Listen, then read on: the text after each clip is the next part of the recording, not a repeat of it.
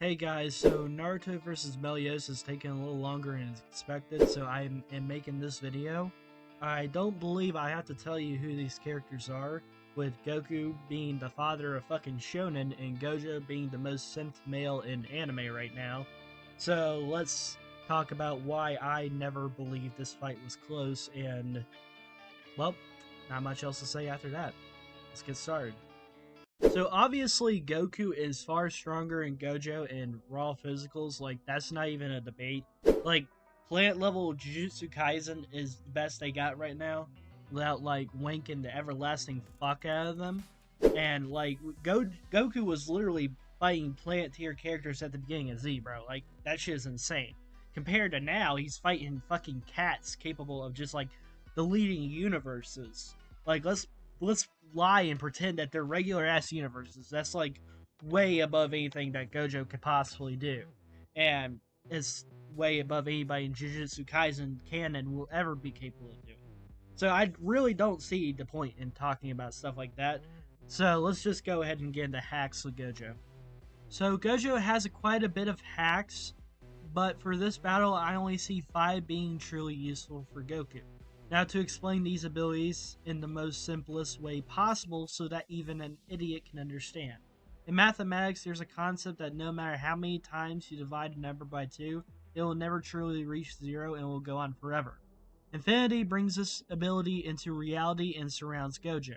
With purple, if you use a mistranslation, it is imaginary mass that travels faster than light and can arguably erase one's very existence. Six Eyes makes it to where if he uses techniques, he can only use an infinitesimal amount of energy while doing them, so he can just keep going afterwards. Reverse Curse technique pretty much heals him. That's about it.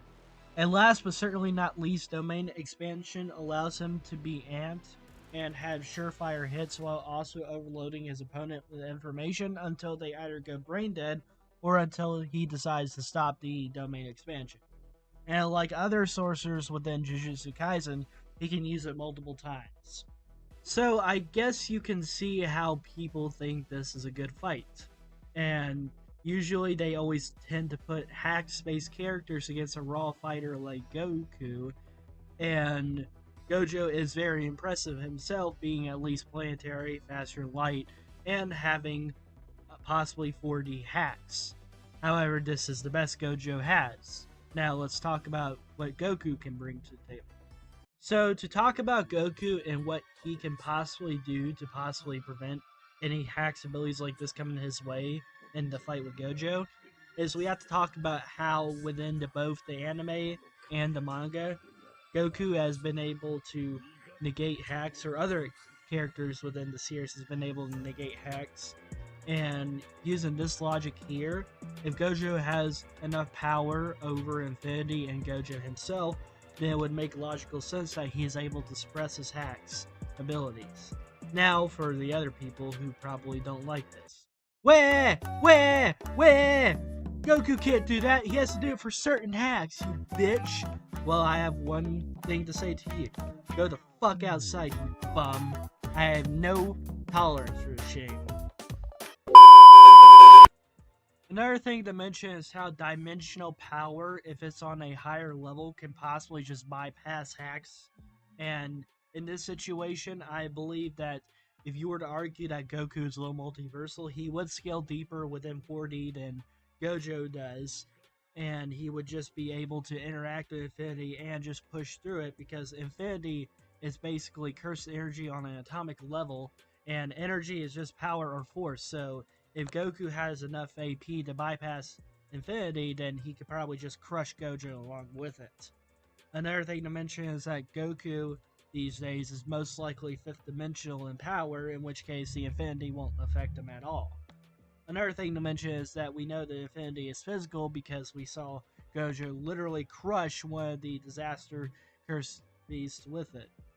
Now for the more popular reason that people usually have Gojo lose to other characters, is the idea that if you have a higher meta of Infinity, then you would just straight up bypass the Infinity and beat the shit out of him. In which case, usually people say you have to have either infinite or measurable speed to bypass the Infinity. Well, good news, everybody. Goku has arguments for both infinite speed with gas, and with Jiren, he has the immeasurable speed arguments. And I do believe that these metas are actually legit. So I do believe that Goku could possibly just straight up bypass infinity and just kick the everlasting shit out of him. But let's talk about my personal beliefs on the matter. Now, to get into who I believe wins, I never thought it was close. I never will think it was close, seeing how, spoilers by the way, Gojo is fucking dead. But I believe that Goku does have immeasurable speed. I do believe that he can at least get to infinite speed. And I do believe, honestly, that with his higher dimensional power, he would just bypass infinity. I just think this is a really bad fight for Gojo. However, I do have a friend by the name, I actually won't disclose his name, but he pretty much said that he does believe that it could possibly be a tie. He doesn't like the higher metas for Goku in speed, and I don't think he understands a lot of the dimensional arguments. So if you want to say that it's a tie, I am completely okay with that. My friend also said that he does not believe Gojo can hurt Goku, which would basically make it a tie completely.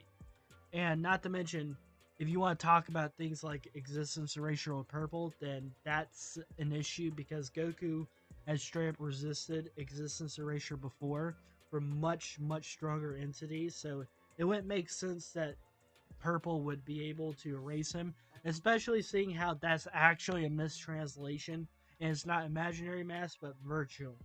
So if you really want to answer Gojo fans that you can cope with, then the best you can argue is it's possibly a tie. And that's the best I can give you. I'm sorry. Peace, everybody. Have a good day. Go outside. It's pretty... Actually, never mind. It's pretty fucking disgusting outside. Have a nice day.